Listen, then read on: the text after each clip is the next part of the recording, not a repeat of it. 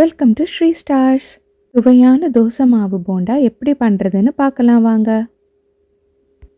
மிச்சமான தோசை மாவு இருந்தால் இந்த மாதிரி போண்டா பண்ணி பாருங்கள், ரொம்ப நல்லா இருக்கும்.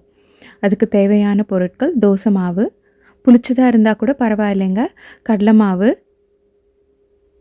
கொஞ்சோண்டு மிளகாத்தூள், உப்பு எல்லாமே போட்டு நல்லா கலந்து விட்டுக்கோங்க. பத்தலைன்னா இன்னும் கூட கொஞ்சம் கடலை மாவு போட்டு நல்லா கெட்டியாக பிசைஞ்சிக்கணுங்க. இந்த மாதிரி வரணும் கன்சிஸ்டன்சி.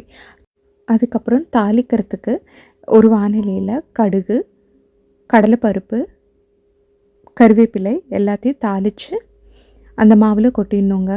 அதுக்கப்புறம் சின்ன சின்ன உருண்டையாக எண்ணெயில் பொரித்து எடுக்க வேண்டியது தாங்க. இதில் வெங்காயம் கூட சேர்த்தா ரொம்ப நல்லா இருக்குங்க, டேஸ்டியாக இருக்கும். இந்த டிஷ் எங்கள் அம்மா எனக்கு சொல்லி கொடுத்ததுங்க. நீங்கள் எல்லோரும் ட்ரை பண்ணி பார்த்துட்டு எப்படி இருக்குன்னு சொல்லுங்கள்.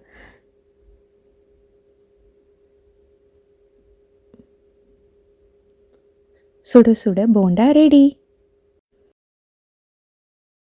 Thank you so much for all your support. Keep வாட்சிங் ஸ்ரீஸ்டார்ஸ். அடுத்த வீடியோவில் பார்க்கலாம். பாய்.